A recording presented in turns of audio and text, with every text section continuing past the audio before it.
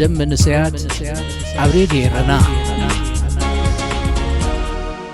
أبزز اللهمو سلام نعخم يخون سخبركم سمعتي راديو إرنا بحفشة بفلايك أتختاتلت مدام منسيات كما يتقنيو حمس كوينو نعخم يخون يمزبلنا مربات حزنا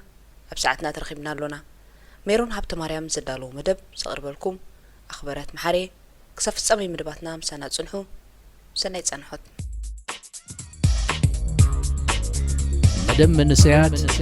عبريد يرنا عدمة زي قدبو فقري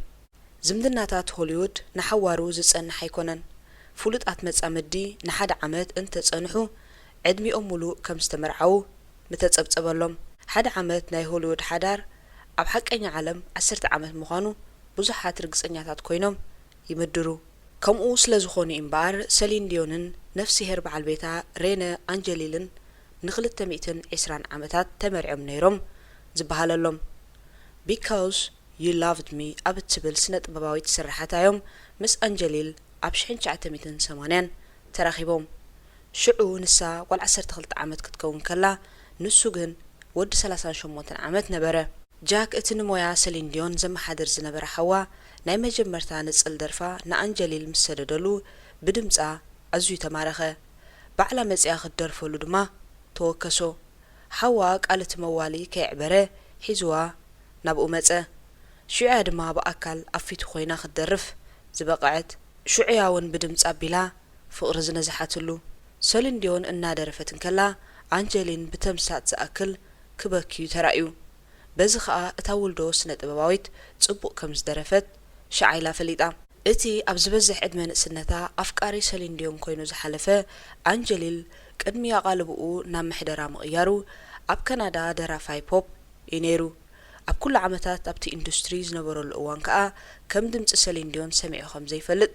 بدفرة تزاربة أو أب تنزح لفكون 10 عمتات كم كأنا سمعيه أي فلتن كم زاب قدمي زنبرت نشتغل زا مسألة سبيلن بقى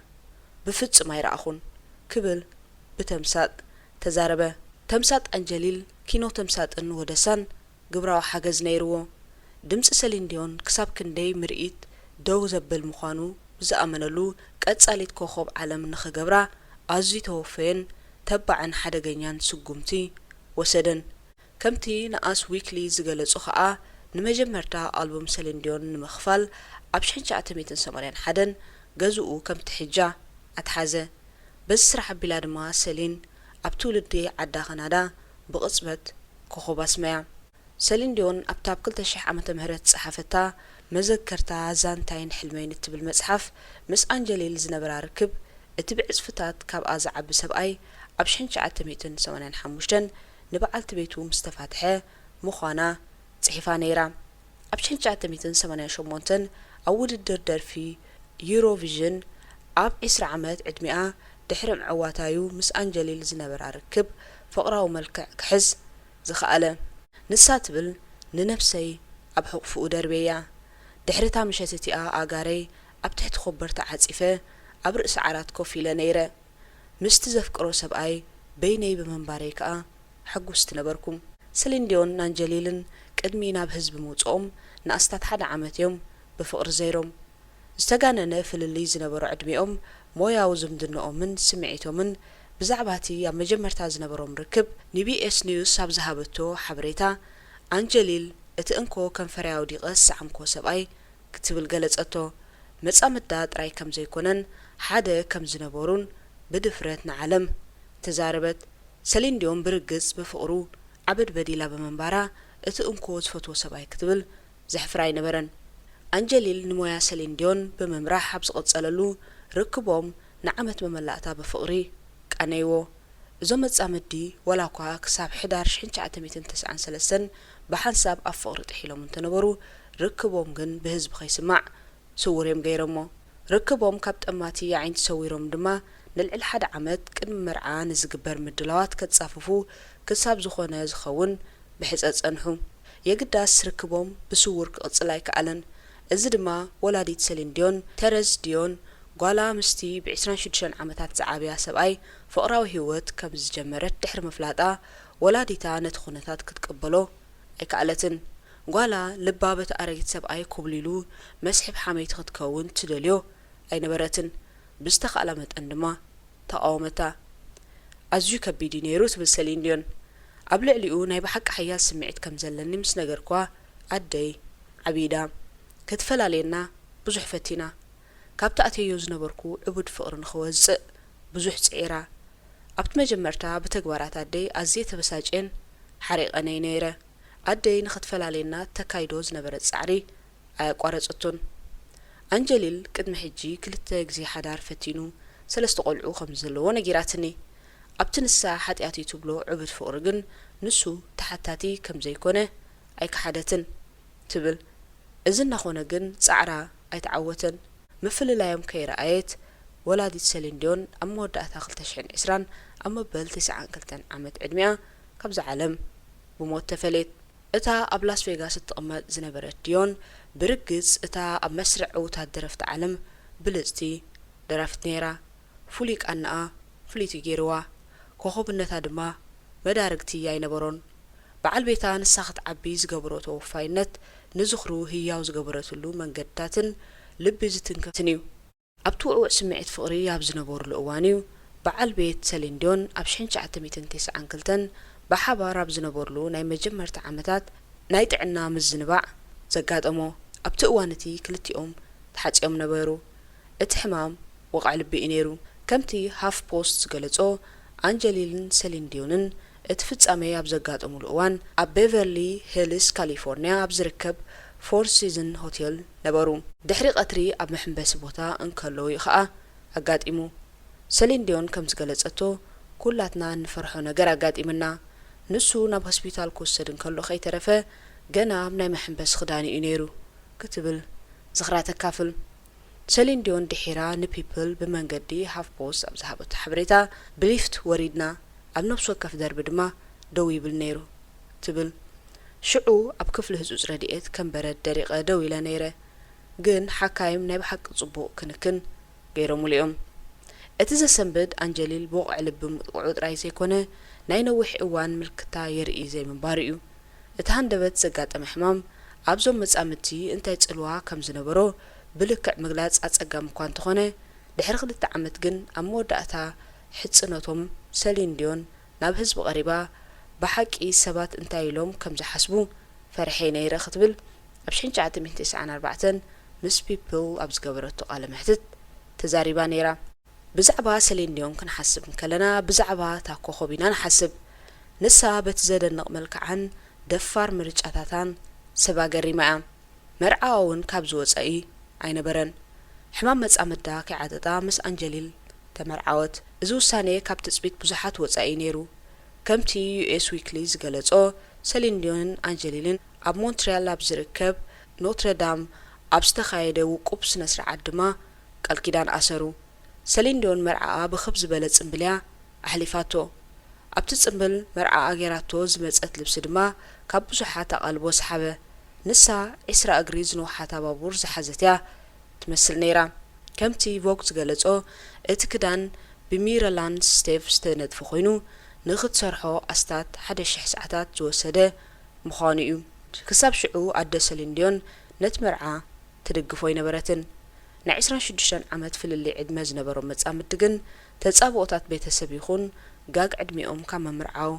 ዝዓግቶም ኣይነበረን በዚ ድማ ገለ ሰባት ብሓባር ክኾኑ ጥራይ ዝተፈጥሩ ኮይኖም ይስምዖም ነበረ ብርግጽውን ሰሊን ዲዮንን አንጀሊልን ኣብ ሞያዊ ዓለምን ኣብ ውልቃዊ ህይወቶምን ንሓድሕዶም ክመላልኡ ዝተዓደሉ ነይሮም ከምቲ ኣቐዲሙ ዝተባህለ ሓዳሮምን ሞያዊ ሽርክነቶምን እናማዕበለ ምስከደ አንጀሊል ኣብ ሞያ ሰሊን ዲዮን ዓብዪ ኣበርክቶ ገበረ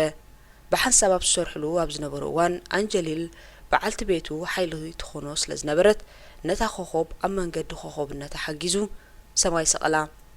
ኣብ ትሕቲ ምሕዳርኡ ኣብ ቶኪዮ ኣብ ዝተኻየደ ፌስቲቫል ደርፊ ድማ ሰሊን ዲዮን ወርቂ ሜዳልያ ተሸለመት ንድሕሪት ናብ 1991 ምስ ንምለስ እታ ዌር ዳዝ ማይን ሃርት ቢት ናው እትብል ደርፊ ኣቓልቦ ኣፍቀርቲ ሙዚቃ ስሒባትላ እዚ ድማ ተሓጋጊዞም ዝተወናጸፉ ዓወት እዩ ሰሊን ዲዮን ክልቲኦም ብዛዕባ ዝመስረትዎ ፍቕርን ኣብ ሞይኦም ዘርኣይዎ ጥምረትን ክትዛረብን ከላ ንሓድሕድና ምምርዓውና ኣይገርመንን እዩ ምክንያቱ ሓደ ዓይነት ሕልሚ ስለ ዘለና ትብል የግዳስ ሕማም በዓል ቤታ ዝጽወራ ይነበረን እዚ ኣብ መወዳእታ 1990ታት በዓል ቤታ ረነ አንጀሊል ብመንሽሮ ኣብ ዝተለኽፈሉ እዋን እዩ ከምቲ USA Today ዝገለጾ ሓካይም ኣብ 1998 ኣብ ክሳድ አንጀሊል ዕንፍሩር ረኸቡ ድሒሩ ድማ ከቢድ መንሽሮ ጎሮሮ ከም ዘለዎ ተረጋገጸ ንሓካይም ብዙሕ ግዜ ሓቲትናዮም ኢና 3 ሰሙን ድዩ 3 ወርሒ ክንደይ ግዜ ከም ዝጸንሕ ሓበሬታ ክቡና ተወኪስናዮም ክትብል ሰሊን ዲዮን ብዛዕባ እቲ ኣብቲ እዋን ዝነበረ ኩነታት ትገልጽ ሓካይም ግን ብዛዕባ ንሱ ብህይወት ዝጸንሑ ዓመታት ዝፈልጡ ይነበሩን ብድሕሪ እዚ ሰሊን ዲዮን ብመንጽር ጥዕና በዓል ቤታ ካብ ሞያኣ ዕረፍቲ ክትወስድ ምዃና ኣፍለጠት እታ ብልጽ ሰበይቲ ኣብ ውልቃዊ ህይወታ ከተተኮርያ ዝብል እምነት ዝነበራ ሰሊን ድማ ዕረፍቲ ወሰደት ኣብዚ ህሞት በዓል ቤታ ክልተ መጥባሕትን ጨረርታን ኣካየደን በዚ ምክንያት ድማ ብሰንኪ ጥዕና በዓል ቤታ ሰሊን ዲዮን ካብ መድረኽ ሙዚቃ ንኽልተ ዓመት ርሒቓ ኣብ ጎኒ ሰብኣያ ተረኽበት ኣብ ጥዕና ረነ አንጀሊል ንምትኳር ዝተገበረ ውሁድ ጻዕሪ ኸኣ ኣብ 2000 ዓመተ ምህረት ፍረ ረኸበ አንጀሊል ምስ መንሽሮ ጎሮሮ ድሕሪ ምቅላስ ምሕረት ረኸበ ነዚ ዝኣምሰለ ፍሉይ ኣጋጣሚ ንምዝካር ድማ ሰሊን ዲዮንን አንጀሊልን መብፅዓ መርዖኦም ክሕድሱ ወሰኑ እቲ ምሕዳስ መብፅዓ ድማ ልክዕ ከምቲ ኣብ 1994 ዝተኻየደ መርዓ ናይዞም መጻምዲ ኮይኑ ሓለፈ እታ ንመልእኽቲ ከብኪ ዝኽእል ድምፂ ዘለዋ ድምፃዊት ተባሂላ ትጽዋዕ ድምፃዊት My Heart Will Go On እትብል ደርፋ ኣብ 1997 ዘርግሐት ክሳብ ሕጂ ድማ ሓንቲ ካብ ዝበለጻ ናይ ኩሉ ግዜ ደርፍታት ኮይና ትቕጽላላ ንሳቶም ወላ እኳ ኣብ ጉዕዞኦም ኣዝዩ ዝኸፍአ ጸገማት እንተጋጠሞም ኣብ 2001 ረነ ቻርለስ አንጀሊል ዝበሃል ጥዑይ ህፃን ከምጽኡ በቕዑ ሰሊን ዲዮንን አንጀሊልን ብሞያዊ መንገዲ ብሓባር ምስራሕ ቀጸሉ አንጀሊል ድማ ህላወ ሰሊን ዲዮን ኣብ ሲን ሲቲ ኣብ ምድልዳል ዓብይ ኣበርክቶ ገበረ ከምቲ ፒፕል ዝገለጾ ሰሊን ዲዮን ኣብ ጥዕና በዓል ቤታን ውላዳን መታን ከተተኩር ንሓያሎ ዓመታት ዕረፍቲ ድሕሪ ሙሳድ ኣብ 2002 A New Day Has Come እትብል ኣልቡማ ናብ መድረኽ ሙዚቃ ኣቕረበት ነፍሲ ወከፍ መጻምዲ ብጽቡቕ ምኽንያት ይኹን ብሕማቕ ንዓኣቶም ፍሉይ ዝኾነ ዓመት ኣለዎም ሓንቲ ካብተን ዓመታት ድማ ንሰሊን ዲዮን አንጀሊልን 2009 እያ ነይራ ከምቲ ላስ ቬጋስ ሪቪው ጆርናል ዝገለጾ በዓል ቤት ሰሊን ዲዮን ብሰንኪ ብዕፃው ሻምብቆ ደም ምስ ልቢ ዝተኣሳሰር መጥባሕቲ ክገብር ተኣዘዘ እቲ መጥባሕቲ ልቢ ዘይምንባሩ ግን ጥዕና አንጀሊል ኣይተጎድአን ድሕሪኡ ነዊሕ ከይጸንሐ ድማ ናብ ገዝኡ ተመልሰ ብርግጽ እሶም መጻምዲ ኣብ 2009 ዘጋጠሞም መሰናኽል ንሱ ጥራይ ኣይነበረን ሰሊን ዲዮን ጥንሳ ድሕሪ ምፍላጡ ድሕሪ 10 መዓልታት ብዝሕዝን መንገዲ ምንጻል ጥንሲ ኣጋጠማ ድሕሪ ምንጻል ጥንሲ ሰሊን ዲዮን አንጀሊልን ኣብ ጉንበት 2010 ማንታ ቆልዑ ክወልዱ ከም ዝኽኣሉ ኣበሰሩ ድሕሪ እቲ ዜና አንጀሊል ብመንገዲ ኒውዮርክ ዴይሊ ኒውስ ኣብ ዝሃቦ ሓበሬታ ማንታ ቆልዑ ክወልዱ ይጽበዩ ምህላዎም ኣዝዮም ዕድለኛታት ምዃኖምን ገለጸ አንጀሊል ብዙሕ ናይ ጥዕና ስክፍታታት ነይርዎ እዩ ኣብ 2014 ድማ መንሽሮ ጎሮሮ ደገሶ ሰሊን ዲዮን ብሰንኪ ትሽግር ኣብ ላስ ቬጋስ ዝነበረ መንበሪኣ ሓደገቶ ምክንያት መሕደጊኣ ድማ ሕማም በዓል ቤታ ነበረ ከይስእኖ ፈራሕ ኣለኹ ምክንያቱ ሕማቕ እዩ ካብ መጀመርታ ኣብዚ ክህሉ ይደለኹን ኣየድልየንን እውን ብሓቂ ምድራፍ ፈትኤ ቀዳምነታት ግን ኣለኒ